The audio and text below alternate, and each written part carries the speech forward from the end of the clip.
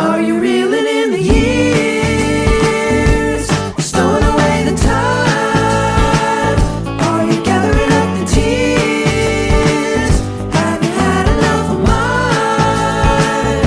Are you reeling in the years, stowing away the time? Are you gathering up the tears? Have you had enough of mine?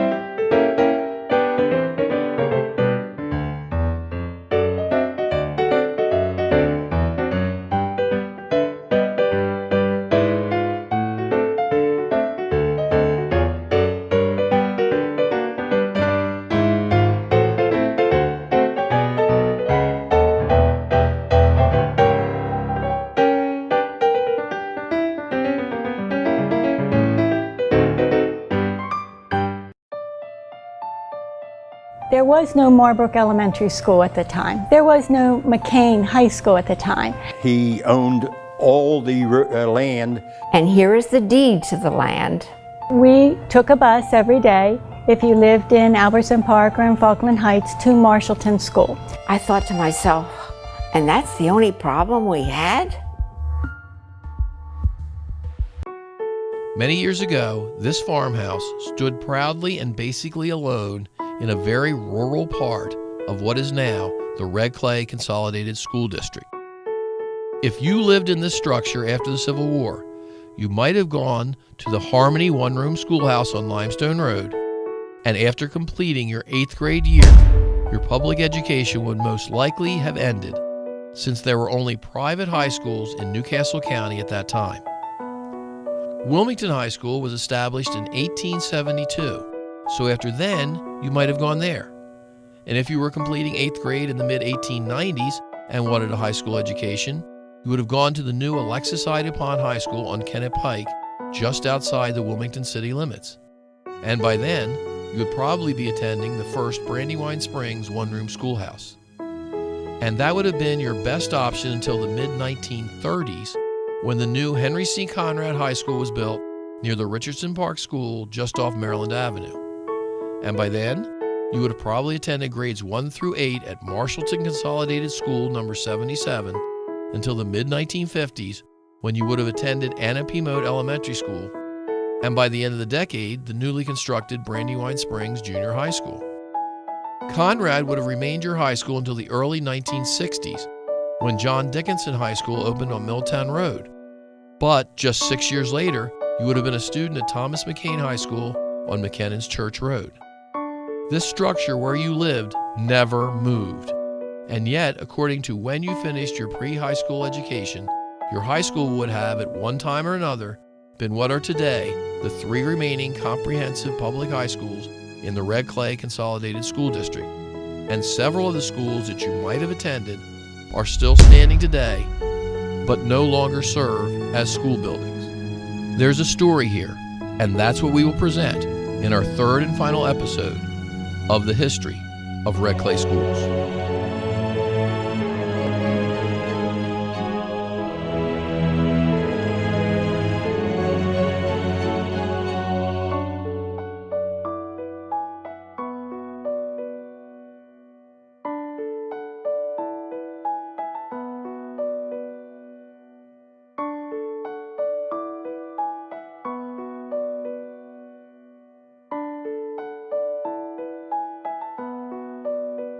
We consider the 1870 census 5 years after the Civil War and the 1970 census 6 years after the baby boom ended, there would certainly be a story there. The area outside of Wilmington, that is now the Red Clay Consolidated School District was definitely very rural and sparsely populated in 1870, and very suburban and definitely populated in 1970. But the population growth was certainly not a steady progression. In particular, consider what has rightly become known as the Greatest Generation, born between the 19-teens and the early 1920s. Consider the stock market crash of 1929 and the subsequent Great Depression of the 1930s, and World War II in the first half of the 1940s. The Greatest Generation not only missed most of their youth, but also their young adulthood. Due to depression and war, the possibility of starting a family was not an option for many of them. The end of World War II came in 1945, and with it, the beginning of the phenomenon known as the baby boomers. The war babies, those born in 1946, were the vanguard of the era. Nationwide, 3.4 million babies were born in 1946, as opposed to 2.8 million born in 1945. In Delaware, almost 1,000 more babies were born in 1946 than in the previous year. And the baby boom that began in 1946 would last until 1964. Ironically, the year the war babies graduated from high school. Between 1946 and 1964, 77.3 million babies were born in the United States, with 226,450 of them being born in Delaware. Amazingly, by the end of 1964, over 1/3 of the U.S. population was under 19 years old. And that's a lot of youth who needed an education. Perhaps this formula will help show the impact of the baby boomers on the construction of schools in the community. Take the year the baby was born, then add 6 to enter first grade, then add 6 more to enter junior high, and then add 3 to enter high school. Let's start with 1946. Plus 6 would be 1952. 6 more, 1958. 3 more, they would enter high school in 1961. Then the biggest year of the boom, 1957. Plus 6 to 1963. Plus 6 more to 1969, and enter high school in 1972. And the last year of the baby boom, 1964. Plus 6 gets to 1970, 6 more to 1976, and they enter high school in 1979.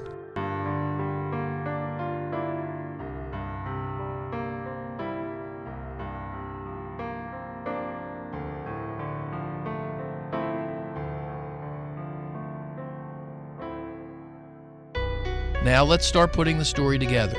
The story of how the future Red Clay Consolidated School District developed from a sparsely populated, basically rural area into the second largest school district in Delaware, thanks in part to the baby boomers.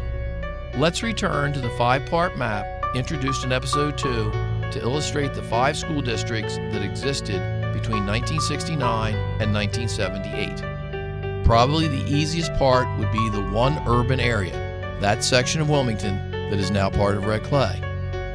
Let's take a road trip to these schools, past and present. First stop, the Delaware College Academy Charter Elementary School. Next, the original Evan G. Shortledge Elementary School, formerly Public School Number 30, which opened in 1913. Now, the Bayard House Condominiums. Now onto the current Evan G. Shortledge Academy, built in 1961. Continuing down 18th Street to Warner, originally a junior high school. Our next stop, Highlands Elementary School, built in 1953. Then to the William C. Lewis Dual Language Academy, originally Cool Springs Elementary, built in 1967. A quick stop at the former Charles B. Lohr Elementary School, now the Loreton Retirement and Assisted Living Community. And last but certainly not least, the former Wilmington High School campus, now the home of the Cab Calloway School of the Arts and the Charter School of Wilmington. The prior Wilmington High School building, which opened in 1901, was at the intersection of Delaware Avenue and Monroe Street.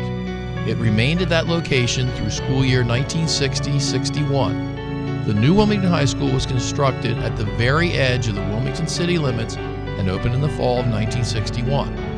The athletic fields on this campus have been named in honor of Mr. Pete Grandel, who entered to learn as a student at Wilmington High School and went forth to serve his alma mater for over 50 years.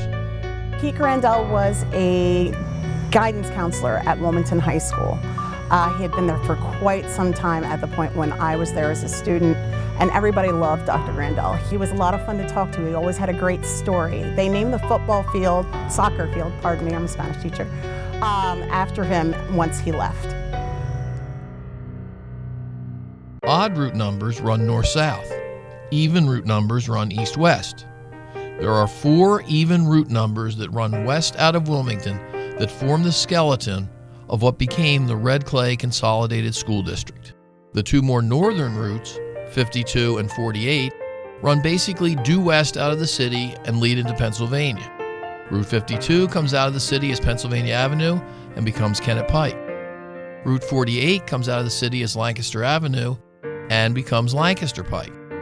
This area basically forms what was the former Alexis I. DuPont School District. A.I. DuPont High School, which opened in 1894, provided high school education for those students from the area, including the communities of Greenville and York Lynn, as well as the towns of Centerville, founded in 1750, and Hockessin, founded in 1688. Whoever built the Alexis I. DuPont schools knew how to make them last. Not only does the former A.I. district provide Red Clay with its longest ongoing school, every indication is that it has more schools still standing than any other part of the present district. These include Greenville Elementary on Kennett Pike, now the Stonegates Retirement Home, and Hockessin Elementary, now the Hockessin Baptist Church. I taught first grade at Greenville for a year. And at that time I'd finished my master's, and so Dr. Howie then asked me if I wanted to go to Hockessin as a reading specialist. Mrs. Caroline Massaferi taught in these buildings as well as York Lynn Elementary, now the Center for the Creative Arts. There was a piece of land in front of the York Lynn School that he didn't know who owned it, and the grass got very, very high. And the school didn't own it, so they didn't cut it. And Mr. Bennett felt that it detracted from the school. And so it took him a little while, but he found out that the piece of land was owned by Mr. Henry B. DuPont. So he got in touch with Mr. DuPont in his office and asked if somebody could come and cut the grass. Mr. Bennett then told me that this gentleman came in to the York Lynn School and asked for him, and he said, Mr. DuPont sent me. He owns that piece of land in front of the school, and here is the deed to the land that he's giving to you and the school. And he said, from then on, he said, you cut the grass. It seems fitting that the H.B. DuPont School is just a mile or so away from the former York Lynn Elementary School. Interestingly, the former Hockessin and York Lynn schools were both built in 1932 and were of the exact same design. Other schools still standing in the Hockessin area include what has become known as the Lamborn Library, and of course, the former Hockessin School 107C, and still one more. North Star Elementary School, which is now the Chinese American Community Center. What to do with grade 9 would become, sooner or later, an issue in the predecessor Red Clay districts. For instance, H.B. DuPont was originally a junior high school, but is today a middle school. When a school housed grades 7, 8, and 9, it was a junior high. If it included grades 6 through 8, it was a middle school. Alexis I. DuPont High School today is a high school. When there were no 9th graders at the school, it was a senior high school. The plaque outside of AI acknowledges longtime superintendent of the Alexis I. DuPont School District, Dr. Thomas Howie. The last superintendent of the AI School District was Dr. Vincent Riley. The 2 more southern routes coming out of Wilmington, 2 and 4, run basically southwest and lead into Maryland. Route 2 comes out of the city as South Union Street and becomes Kirkwood Highway. Route 4 comes out of the city as Maryland Avenue and becomes the Newport Pike. Moving in a westward direction, this area between and around routes 2 and 4 form what had been the former Conrad, Marshallton, and Stanton school districts. Just west of Wilmington on Route 2 is the town of Ellesmere, established in 1886. The first Oak Grove school in Ellesmere was on Poplar Street and is now used by the town of Ellesmere. The junior high Oak Grove on Spruce Street is now the Austin D. Baltz Elementary School. Just west of Wilmington on Route 4 is Richardson Park, founded prior to 1780. A series of schools were built in the Richardson Park area as property was purchased and homes developed. My grandfather had a farm on Boxwood Road, and he owned all the land from Boxwood Road to Champlain Avenue. It has about, I guess, about 10 acres. When we moved there to Richardson Park, my mother was given a lot when my grandfather decided to quit farming, and my dad built a house on that lot. Proof that these schools existed can be seen on the cornerstones incorporated in the present Richardson Park School. Next along Route 4 comes Newport, incorporated in 1873. The H.J. Krebs School, which is still standing, is now owned by the Pettinaro Company. I went to the H.J. Krebs School, which was in Newport. Near the former Krebs School is the Donald C. Ritchie Elementary School. We lived in that area for a long time, and I saw Conrad being built because we lived right there across the street from Conrad. By the mid-1930s, Henry C. Conrad High School provided education for students living in Ellesmere, Richardson Park, Newport, as well as those from the communities of Marshallton, Stanton, and by the mid-1950s, Belvedere. The Absalom Jones School, now the Absalom Jones Senior Center, had provided pre-high school education for students from Belvedere.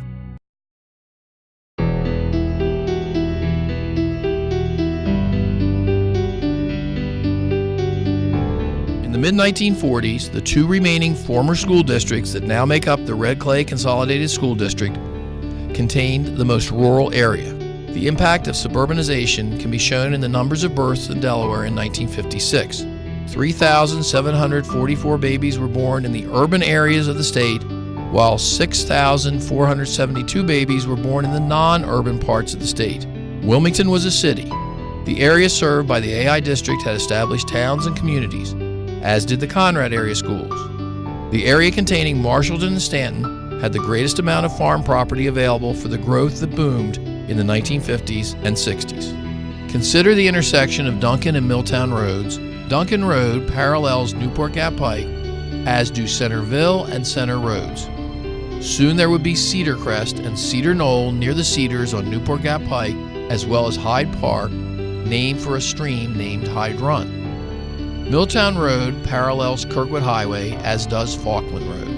Going down Milltown Road, the McClary Farm became Sherwood Park, and further down, the Stevenson Farm became Heritage Park. And there was Marshallton Heights near Marshallton, as well as the Clare Farm near Stanton that became Clare Estates, as well as the Eastburn Farm that became Eastburn Acres. Then in the late 1960s, moving up Limestone Road, the Pike Creek Valley was developed. Many new schools would have to be built, and especially a new high school. During school year 1957-58, plans for the new John Dickinson High School were introduced. The next school year, Conrad's enrollment reached 1,200 students. In school year 59-60, split sessions were introduced. 11th and 12th grade classes, 7 o'clock till noon in the morning, and then the sophomores came in at noon and went to about 4 o'clock, 5 o'clock, 5 o'clock, I guess it was. The class of 1960 was the largest in the history of Conrad High School. In the fall of 1960, Mr. Darrell Long was appointed the chief school officer of the district. Mr. Trafton Buchanan became the first principal of Dickinson, and Mr. William Troutman took over as the principal of Conrad.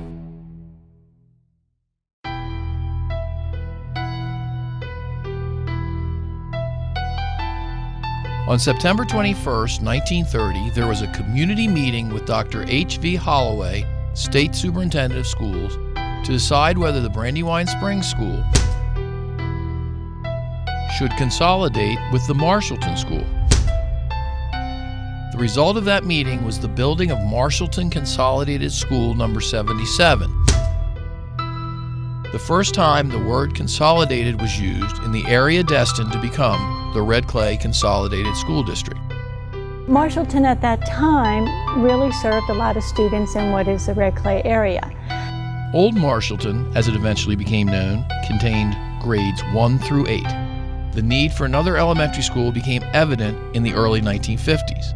Beginning with just 6 classrooms, Anna P. Moat Elementary School opened during school year 1953-54. Moat continued to grow in size during the mid-50s. The next problem for the Marshallton School District was a new junior high school. Brandywine Springs opened in the fall of 1958 to address that issue. I lived in Falkland Heights, and there was no Marbrook Elementary School at the time. There was no McCain High School at the time. And we took a bus every day, if you lived in Albertson Park or in Falkland Heights, to Marshallton School. Marbrook Elementary School was built in the mid-1960s to address the ever-growing crop of baby boomers. And it soon became evident that one more high school had to be built. The war babies of the Dickinson class of 1964 made up the largest graduating class in the history of the state of Delaware, only to be surpassed by the Dickinson class of 1965. In the fall of 1966, Thomas McCain High School opened to serve those students coming from Brandywine Springs Junior High School.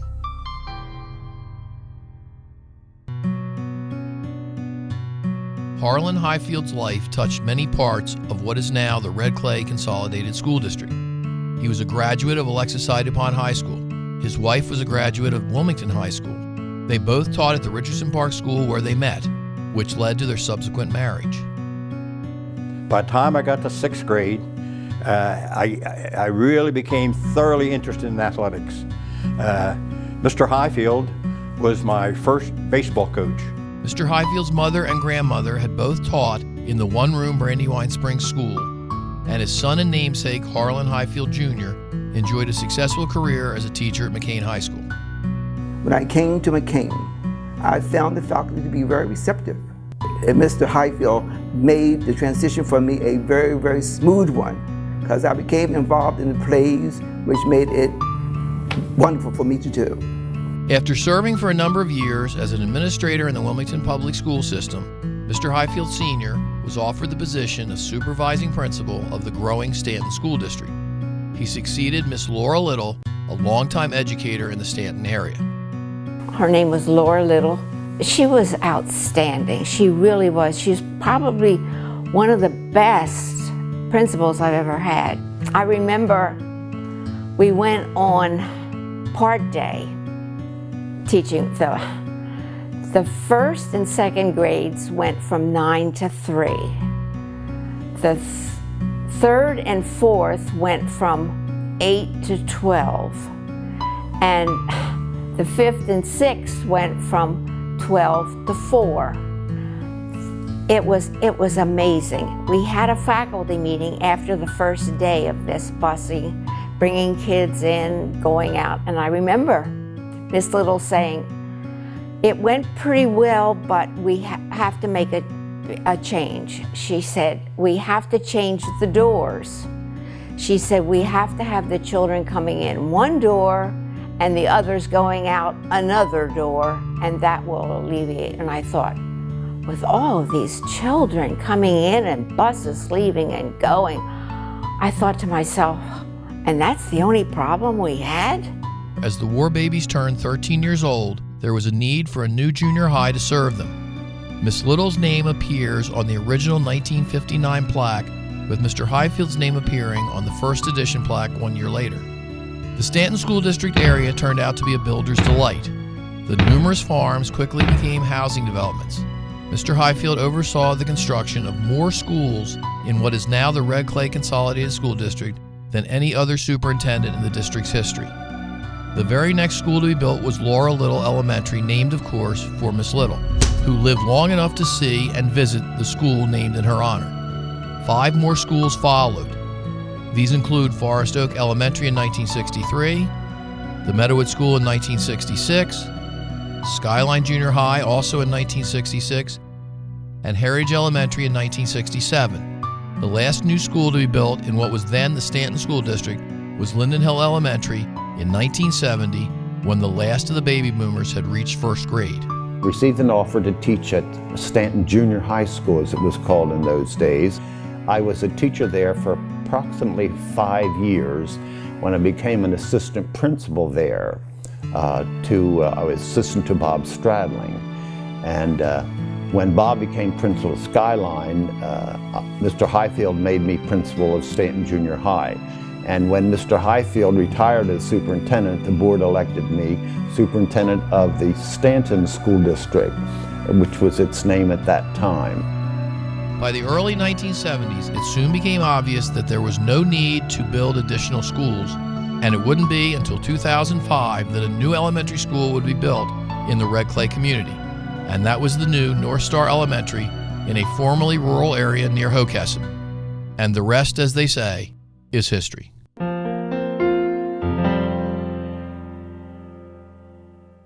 We know we certainly aren't the only school district in America, or even the only school district in Delaware, but we are proud of our heritage and feel that we have, historically and presently, met the educational needs of the community that we serve. We look backward to the past with pride and forward to the future with hope. Because the most important thing one generation can do for the next is to prepare them to become the present generation. Thank you for viewing our three-part series of the history of Red Clay Schools.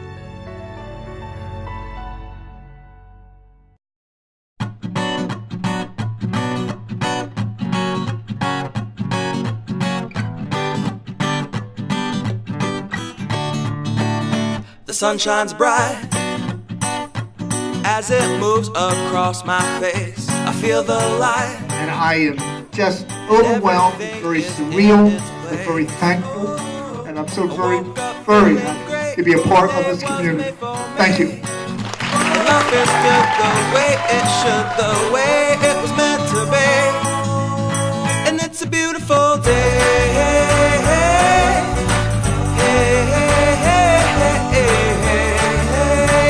It's a beautiful day. It's a beautiful day.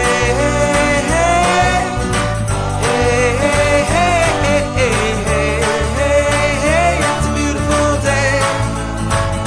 The wind is blowing, the bells are ringing, children playing in the park while birds are singing.